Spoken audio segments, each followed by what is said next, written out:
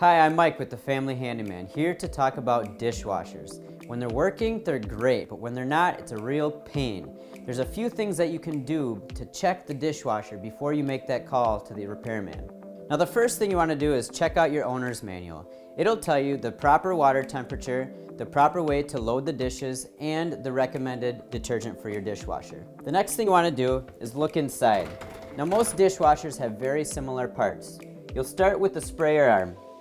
Take that off and check the holes here.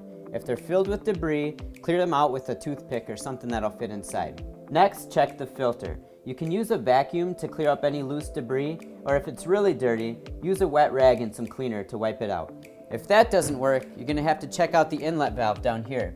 Now you can take it apart and clean the screen, put it back together, or you can just replace the whole valve. If that doesn't work, you're going to have to get on the phone to call a repairman. For more hints, tips, and tricks, check out FamilyHandyman.com.